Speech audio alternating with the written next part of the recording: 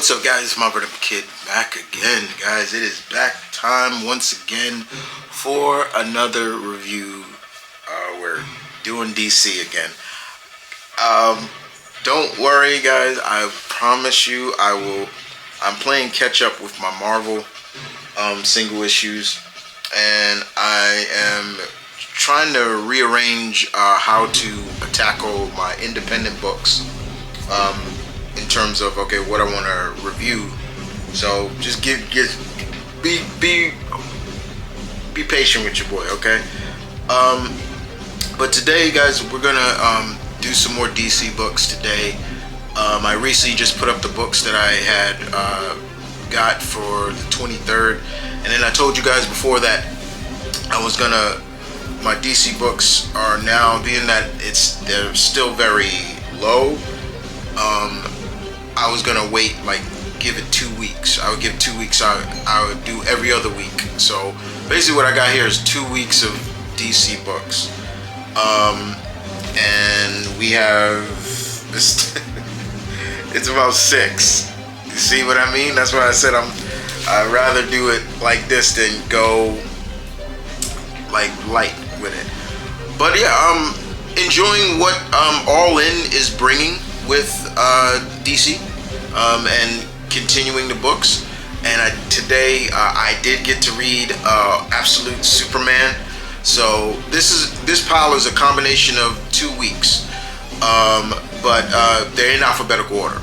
So let's kick it off. We're gonna kick it off with Absolute Batman. This is number 2. This is issue number 2. The Schneider and Dragata still doing the artwork.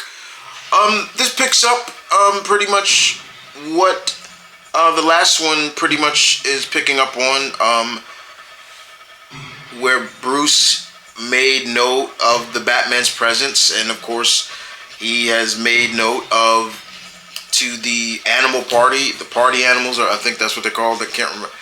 That he's here to stay, but we're still telling this story through Alfred. So everything is being told through Alfred. Has picked up on Batman's whereabouts, like where he has houses, like he has safe houses. Like he says that he's got them all over the place, but he's discovered a couple of them. He knows about his mother. He knows who Batman is. He knows who he is. But he's even kind of giving him a little. He's trying to give him a little bit of help. But remember, Alfred is like some assassin himself, and his handlers are telling him back off of this guy. Like your mission, your job is not to be helping this dude. Things like that. And of course, we're starting to see the public of this new Gotham, or I should say, the absolute Gotham, how they feel about Batman. With Barbara and of course Gordon, who I believe is the mayor in this. He's the mayor. He survived his ordeal. Bullock is on the 50-50 on it, and still Bruce is doing his thing. And then we see at one point he's hanging out with his friends that he grew up with: Waylon Jones, Harvey Dent, Edward Nygma. We all know who these people are in the core DC universe, but here they were his childhood friends, and they keep mentioning Selina, but she, and also we get a little bit more backstory of what Bruce went through when Thomas got shot, when he died. It's kind of creepy because when Thomas put him in that locker at the zoo, Bruce got covered up with bats. Legit bats. I was like, oh, that's kind of creepy. So and I believe it was Jim Gordon that found him later on. And we do see that Martha does go visit him, and her and Jim have a relationship. Not in that way, they know each other. So, but it's still Bruce dealing with this group, and maybe Bruce is getting close to the big bad, who it is. But more importantly, Alfred is telling him, he's like, look, I want to help you, let me help you. And Bruce is like, you got 5 seconds. And he's like, and he's like, look, the cops are coming, we got to get out of here. And he says, I got a car around, or do we have a car? And Bruce basically tells him, and this is the big cliffhanger, Bruce says, you're in it. And we see what the absolute Batmobile looked like. It is a big ass Tonka truck. That's exactly what it is. Y'all, that just shows my age. Y'all remember the big Tonka trucks from back in the day? That's exactly what the new Batmobile is. The absolute Batmobile. It's a big Tonka truck, because remember, Bruce in this universe he works construction. He's an average Joe, quote unquote. So it was funny. I'm like, my God, it's just like, really? I still laugh. I'm like, really, Snyder, you had to go that route with him? It basically was like, oh, this is like the Tumbler, just 4 times the size of it now. Which I never liked the Tumbler. I didn't like that. I don't like Batman with a tank. I've never liked that. And so now we got him with a big Tonka truck in this. This was still good, but it's just like, I was just drop the book. It's just like, what the hell, I'm just gonna leave it there for now. That does not mean what you think it means. But I was a little bit like, oh, okay, Tonka truck, okay. We'll see where it goes. So we move on to the next, and that is Absolute Superman. This is the one and only Jason Aaron. I keep saying Aaron, writer. I love him, and he's still a writer I want to meet. Never met him yet. We got Rafa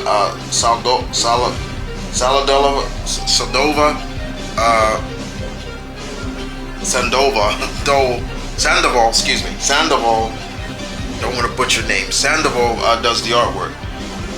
This was good.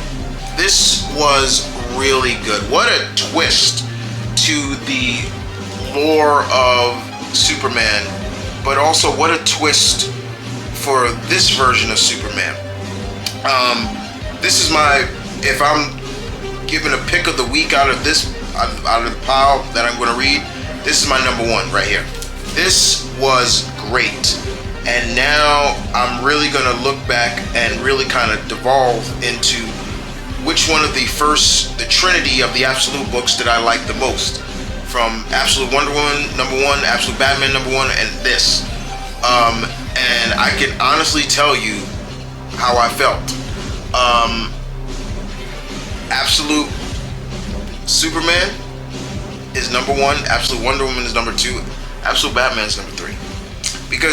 And the reason why I say Absolute Batman is number 3 is because nothing of it really surprised me of maybe any kind of differences outside of Martha being alive and not them both. But outside of that, and there was some, but it's still, this felt a lot more different.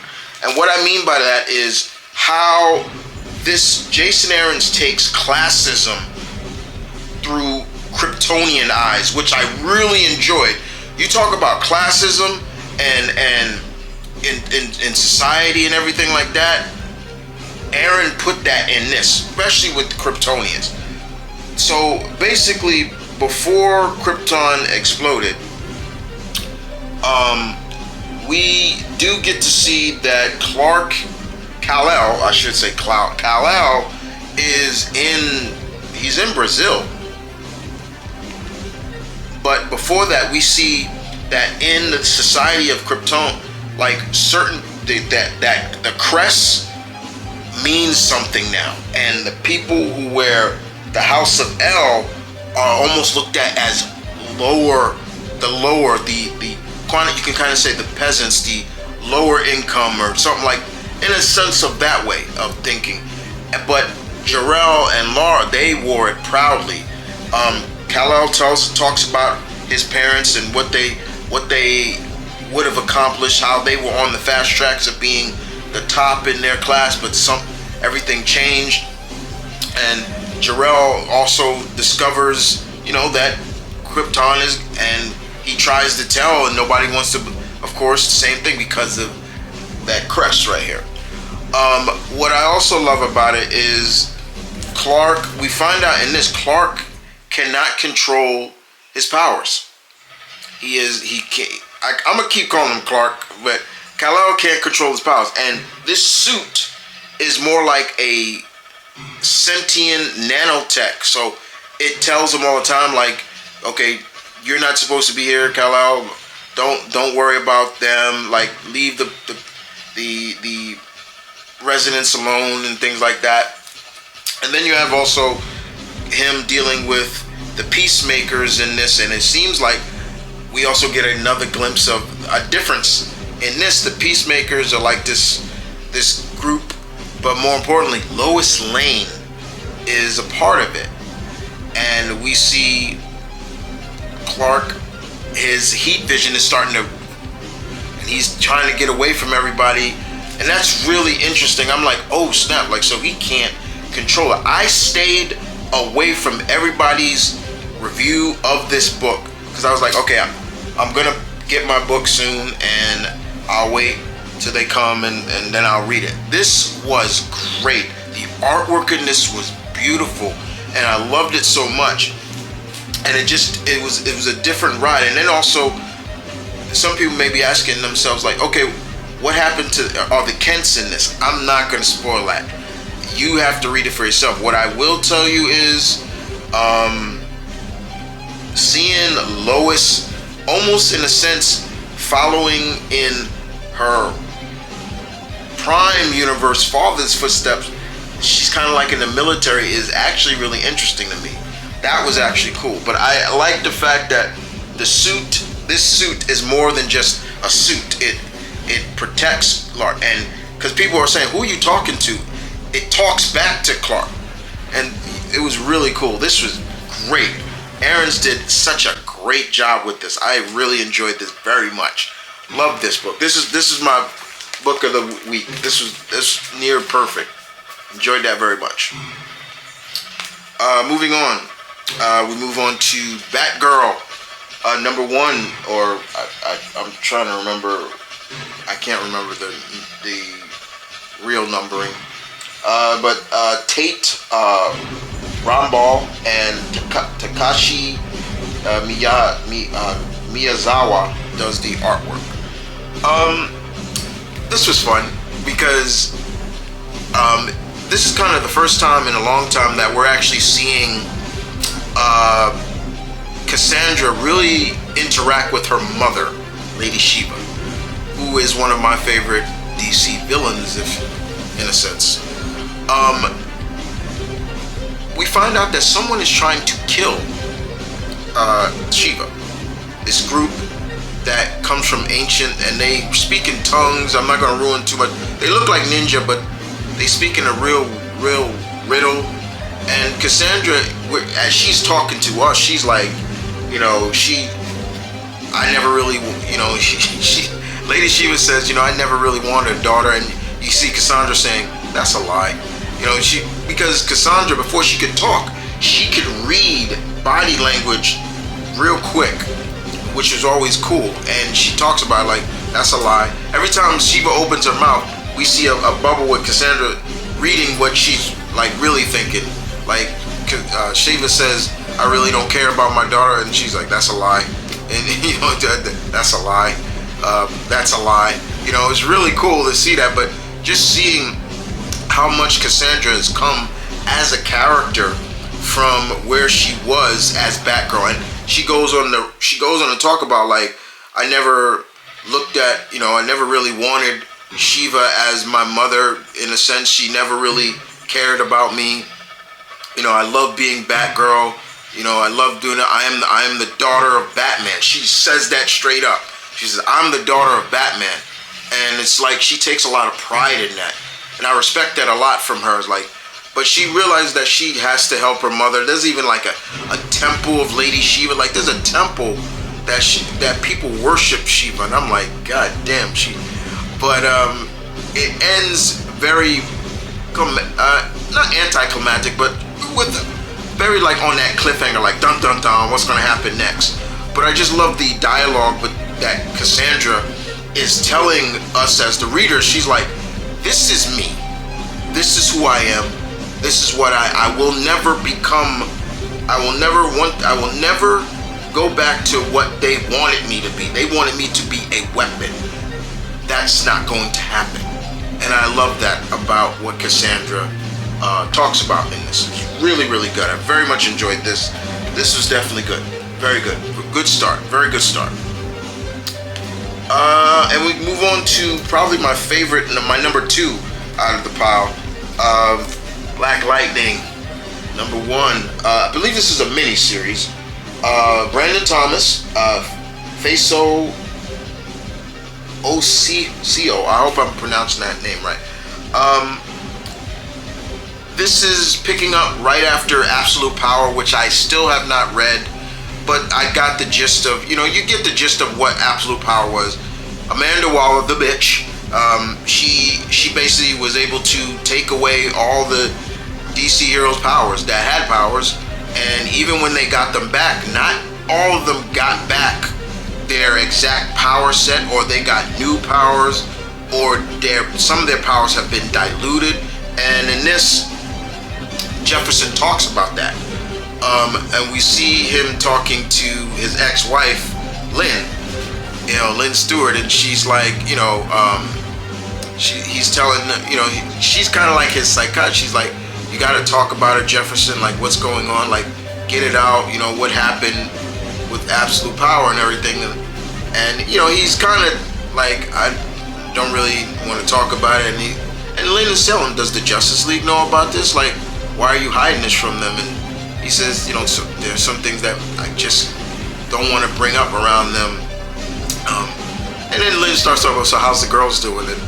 And she's like, well, he's like, well, Jennifer's doing her thing, and she got to talk to Wonder Woman, and that just made her day, and things. And nobody really knows what's going on with Anissa. Anissa is living in New Orleans, and she's kind of keeping a distance from everybody. The only person that she's talking to is Jennifer, and Jennifer is telling her, come home, like what's going on, and Anissa's like, New Orleans is not far from Metropolis. You can come see me, and things like that. Now, yes, this takes place in Metropolis. This takes place in Suicide Slums, where, yes, Black Lightning is from. People need to forget. I understand. I love the series, but no. Black Lightning is from Metropolis, too. He's from he's from the ghetto side of Metropolis. Yeah, Metropolis has a ghetto. And pretty much they even changed the name now. In this, we see that Suicide Slums has been changed to Southside Heights. And I'm like, and there's a lot of people that don't like it. There's a kid in the high school that Jefferson is very much known. He is showcasing he has powers, and Jefferson comes in to help with that. Him and Jennifer, they help him. They take him to the Justice League headquarters to do some tests on him, and we see just all members, just how when this Justice League book come out, just everybody, we got people walking around. We see Nightwing and Cyborg, and Jefferson is giving Blue Beetle a pound, and he's saying, "What's up, JP?" And then Black Lightning says, "Code names when we're up here." Like he's like, "Oh, sorry." And it's the funniest thing. But it was really good. This was really good, and we get to see what is going on with Anissa. It turns out that Anissa, something is wrong with her powers, or her powers are evolving. Remember, Anissa she's thunder, so her powers are more like density control. Like she can increase her density, which will allow her to do like superhuman abilities. And now it seems like something else is happening with her. And when Jefferson and them find out about it, they're like really stunned, like, whoa. It ends on a cliffhanger too, but it was a really good cliffhanger. This was fun. I really enjoyed this. You guys should know me by now. Black Lightning is one of my top 10 favorite DC heroes of all time. I love Black Lightning, so whenever they do something with Black Lightning, I'm happy. I'm glad to see that he's going to be in the Justice League Unlimited book. He's going to be on that team, so thank you. But this was fun. This was really good. I really enjoyed this very much. The cover that's a nice cover of the Pierce family. But yeah, looking forward to reading their next. I think it's 5-issue series. I think, but I'm really looking forward to reading the rest, because I want to know what is going on with Anissa too. And like I said about that, when I told you about Jefferson talking about people's powers have come back a little differently, or they've been diluted, or having new power sets. I'm guessing that's the reason for why, Aquaman is going to be having some new powers too. So I'm looking forward to that too. And we move on to JSA number 1. This is Jeff Lemire and Diego Olorunnieri. If I butcher the name, I apologize. This was fun. This was fun. So basically, the main gist of it is Jay, Alan, Ted,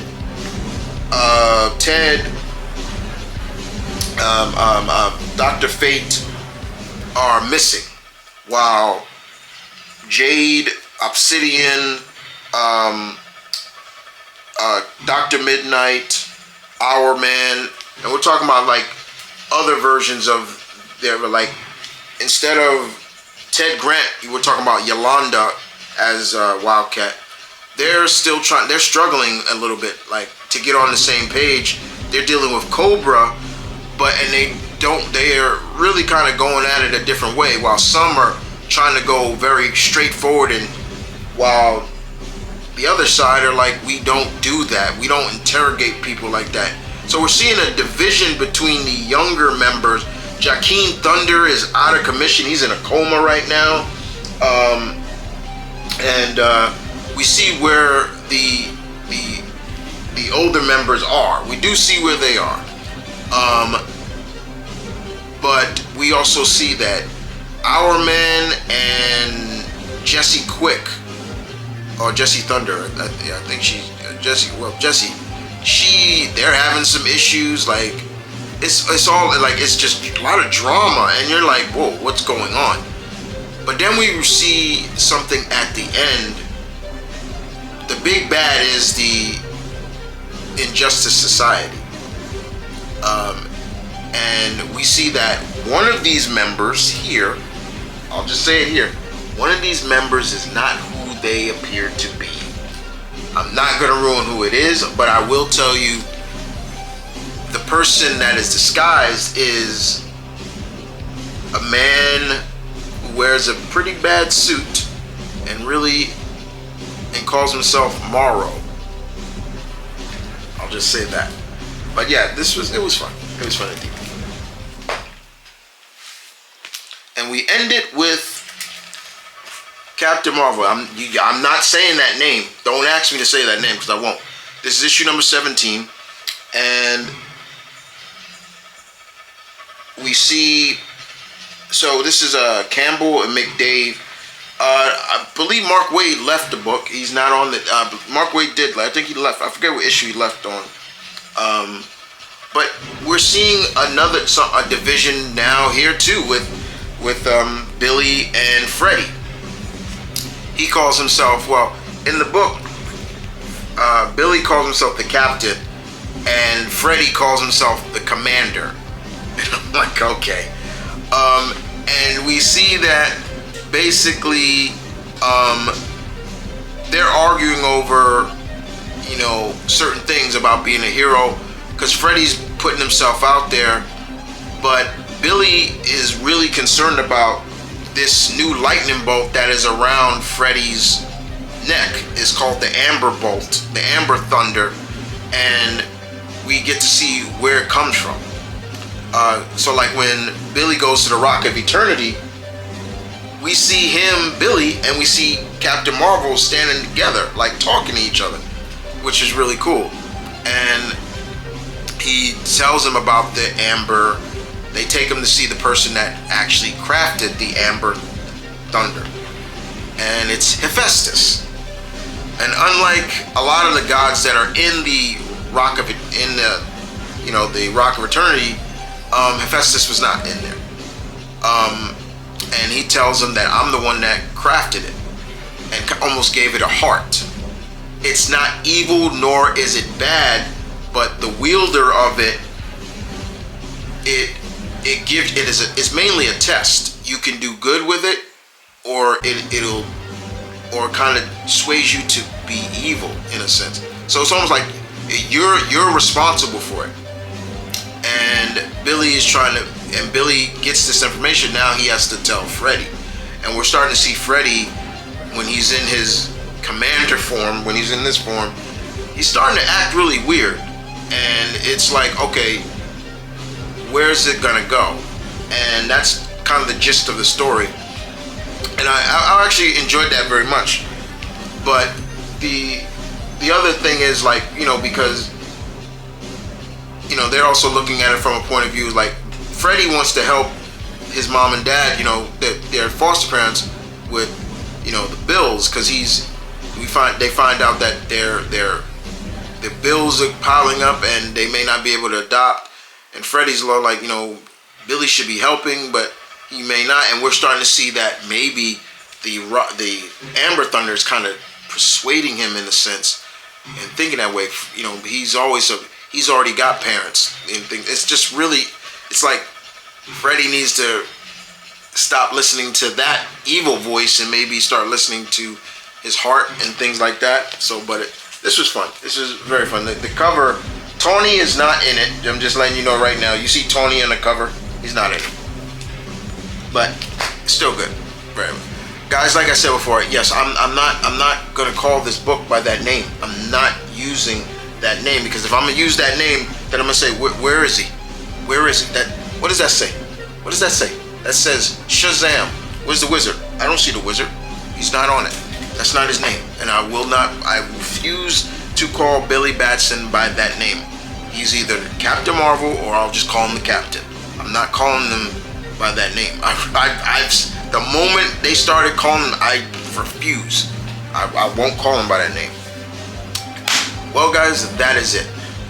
If I was, like I said before, the top book for me was Absolute Superman.